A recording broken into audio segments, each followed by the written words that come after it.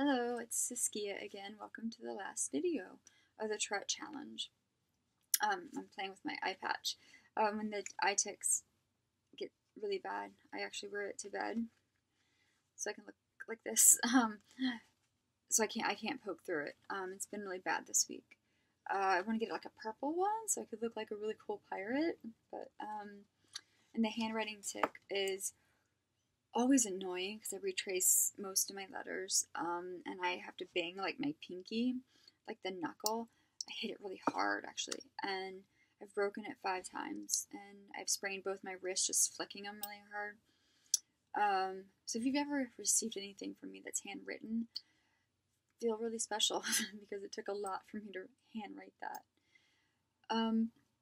Most of the time, Tourette's is just an afterthought. I don't wake up thinking, oh, I have Tourette's, and I don't go to sleep thinking it. It's usually when it comes up in conversation, and I'm like, oh yeah, that's right, I have TS. I've actually talked about Tourette's and having it more in the past 7 days than I have in my entire life. It's definitely been stretching and uncomfortable and weird, but I'm hoping it will help others. Tourette's doesn't define me, but with that said, like with anything else we deal with, there are emotional byproducts to what we deal with.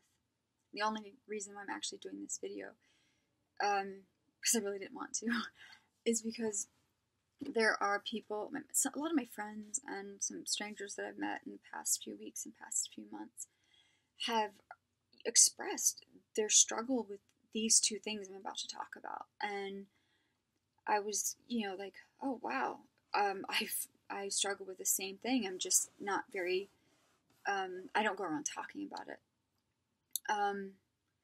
So I want to spend more time talking about the actual solution versus the problems, but we'll see how that goes. I do believe that if we're open and honest about what we struggle with, we'll feel less alone in the world and in life, because most of us do we feel alone in what we struggle with. We feel alone in general. And I want to help people not feel alone.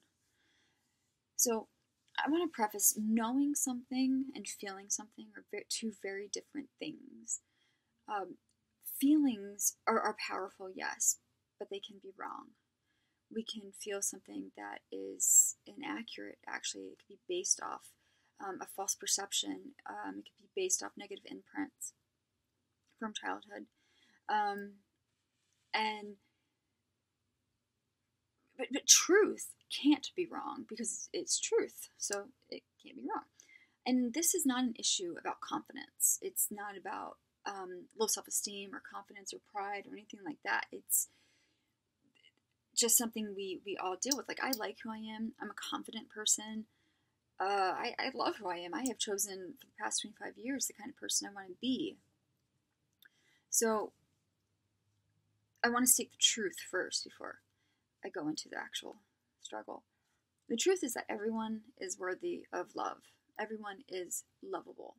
Even if somebody's dealing with something very difficult, even if maybe somebody has a difficult personality, or maybe two people just have a hard time getting along, it doesn't mean that person's not lovable. There's a religious saying, love the unlovable. This is a false saying. Nowhere in the Bible, nowhere does God ever say anyone is unlovable. I don't know where this came from. And even if you don't believe in God, even if you don't believe in the Bible, just think of the profound nature of the statement, where it says, love your enemies. So go love somebody you don't want to love. Go love someone who's mean to you. Thus meaning someone is worth love. Someone is lovable. That it's just a simple truth of the universe, regardless whether you believe in God or not. But I don't feel lovable in the romantic sense. I don't believe I can be loved. I've never been loved. I have loved twice, maybe 3 times in my life. But I've never been loved, and I've never felt loved, which just reinforces the negative imprint from childhood that I'm not good enough to be loved, and that and then the behavioral patterns of those few men that I have let into my life have fueled that pesky Gollum voice saying, see, you can't be loved. You're not lovable. No one's going to love you because you're too deep, you're too cerebral, or you're too this, or you're too that, whatever the excuse was that was given to me, or even because of the tics. Now I know this voice is a lie. I picture him as Gollum from Lord of the Rings, and I know I'm worthy of love. I have it permanently etched onto my body. Like I do. I have a tattoo that's a reminder that I am worthy of love. And you might feel unlovable for a different reason. It could be weight, it could be your height, whatever emotional things you're dealing with. And it can feel very visceral and very, very potent. And that's why we have to walk in the knowledge of the truth that we are worth love, that we are lovable. And this I also find extremely profound, because bringing it back again to like God saying, walk in the knowledge of the Lord, not the feeling, the knowledge.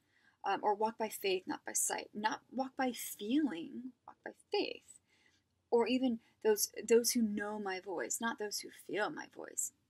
Again, even if you're someone who just believes the Bible is a parable, there's something profound in these statements, the importance of knowledge versus feelings, because feelings can change, usually based off external circumstances, but knowledge doesn't change. We can add to it, but it doesn't just like disappear.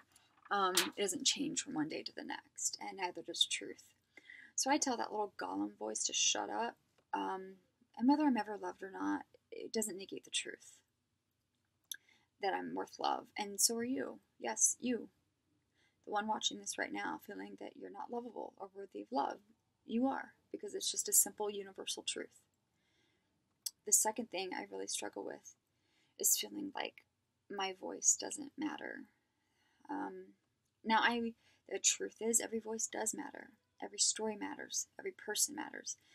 I've never met an unimportant person, even those who have hurt me, even those that may not have been important in my life. They were important to somebody. They were important in the grand scheme of things.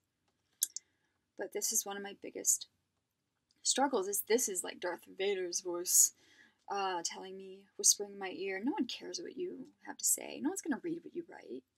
No one's going to listen to you. Admittedly, I do let that voice hold me back a lot more than I hate to admit, actually. Every day I do tell Darth Vader to shut up, and I try to do something that I hope will help somebody else. Originally, I didn't want to do any of these videos because of that voice. And then I did them anyway, because, stretching myself.